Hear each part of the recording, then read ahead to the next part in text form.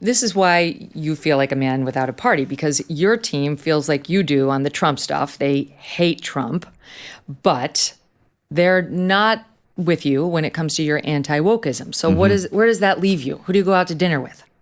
Lots of people. I mean, I feel like more people than ever are on team me, whatever that is, because, they're the normies in the middle who don't want to be ideologically captured by either side. That's who I feel like I speak for. People who are not afraid to call out their own team, if you have a team, or a team that you are more on the side of, when they do stuff that's goofy.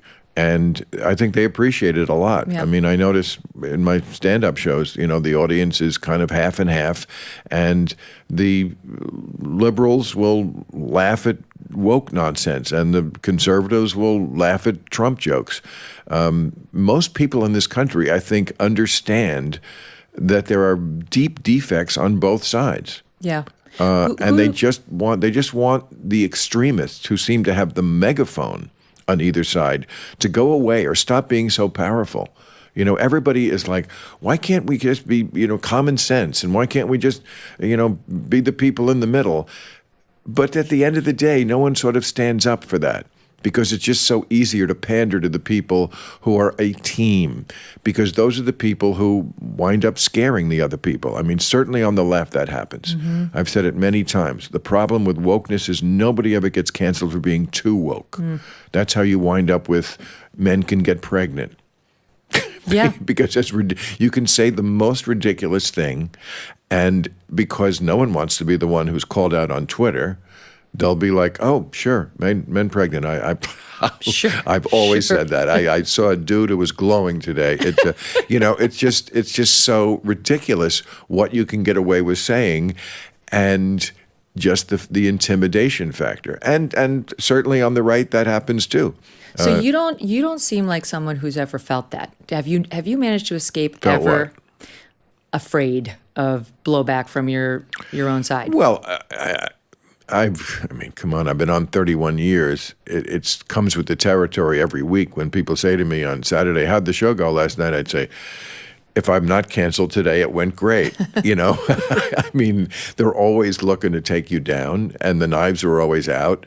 But I feel like at this point, after 31 years, if they wind up getting me, okay, I had a pretty good run. That's right. And also, I think there's just a lot of people who have my back, and they appreciate what I do, and they appreciate me having that bond with my audience, that I don't pull a punch, and I never will.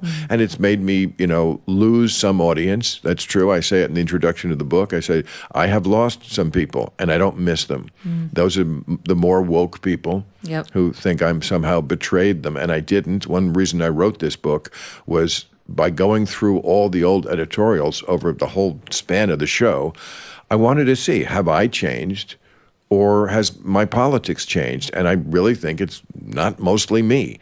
I mean, the left was very different. Now, of course, the right got way worse also. We won't go back into, they don't believe in democracy. We just had that discussion. But that certainly is way worse in my view. But the left, yes, went off the deep end also in their own way. And so what I always tell people who are Democrats and liberals is, you don't have to lecture me about Donald Trump. I'm the one who was sounding the alarm bells before anybody. But I also get why people vote for him. I absolutely do. Because the stuff that, for example, you just said penises in the swimming pool, and the stuff that is threatening to people that comes from the left is so much more in their everyday life. It's not vague. Like to most people, what's Trump and democracy? It's a vague thought. And Ukraine, that's very far away. Was it impeachable? Who knows? But I know about my kid coming home from school and saying, well, they're telling me I can't tell you. Yeah. If I change my sex. Or saying, as we discussed on your show when I was a guest, suggesting to your perfectly normal son that he might be a girl. At my all-boys school, they kept asking them over and over, raise your hand. Well, where are you in the scale of girl to boy, 0 through 5? I did an editorial only like 3 weeks ago And I used the word entrapment. I mean, it was about comparing what goes on in the schools with entrapment. I don't think anybody had ever put it that way. But entrapment in the law, I'm sure you know this better than I do, means suggesting someone into a crime. Yep. Something they wouldn't have thought of to do anyway. I mean, I used the example of after 9/11, there were a number of cases where law enforcement basically entrapped people who were not really going to be terrorists. The one case I mentioned was the Liberty Seven guys in Liberty City, Miami, a poor section of Miami. And they basically went to them and said, wouldn't it be cool if you blew up the Sears Tower in Chicago and taught the man a lesson? And these guys who didn't even have a gun, probably the only guys in the neighborhood who didn't have a gun, said, yeah, that would be pretty. Do this thing. That would be pretty cool. That's entrapment. And I was saying, look, when you constantly talk to little kids about sex and gender and constantly put out the idea that maybe the body you're in is not the correct one, aligning with what's in your mind, that's entrapment. That to me is the same thing. You're suggesting them into something they wouldn't have thought of anyway. Because I promise you, when I was a kid, it never crossed my mind. I never thought, maybe I am a girl. I mean, I thought a lot of, how could I learn how to talk to a girl? But even at that age, we didn't want to talk to a girl. We had not reached puberty yet. See, this is where it's just so frustrating to me because I looked at that Biden event where he had all the trans people out in front of the White House, and he's like it's a guy with fake breasts showing his naked breasts on cam, like on the White House lawn. It was like National Trans Day of Visibility, which is every day in America now. Right. And they're on the White House. It's like, would you have some dignity? Could there be some dignity and decorum? And I realize you could make the dignity argument over on the right too. Trust me, I get it with Trump. But that's why I look at Biden and I'm like, how do we get stuck with this, right? Like why didn't the Democrats replace him? And why did the Republicans renominate Trump? I think they thought he was the strongest candidate, the one who could sort of be the strongest leader and take Biden down.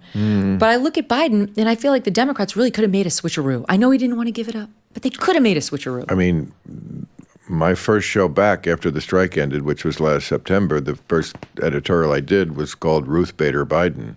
I was the I was the one who coined that phrase. I was saying, if he continues on, if he doesn't get out of the race, he's going to be Ruth Bader Biden. He's going to be the person who's hung around too long, destroyed his legacy, and probably the country with it. But he's got to get out now because, too long at the fair. Being in debt is like sinking in quicksand. You're trapped. You feel helpless. And the harder you struggle, the deeper in debt you can get. If you are trapped in debt, let me throw you a lifeline. Done with Debt. Done with Debt has created a new strategy with one goal in mind: to get you out of debt quickly and permanently. Done with Debt stands between you and your bill collectors. Then they negotiate a plan to end your debt permanently, without bankruptcy and without loans. They can get you out of debt quickly, and they can put more cash in your pocket monthly. But you need to contact Done with Debt right away because some debt solutions expire. It's easy to get started. Go to donewithdebt.com and get a free consultation. You have nothing to lose. Talk with one of their experts about a strategy that will end your debt faster and easier than you thought possible. Visit donewithdebt.com. That's donewithdebt.com. Hey, thanks so much for watching. If you like what you just saw, hit the subscribe button for more clips and full episodes.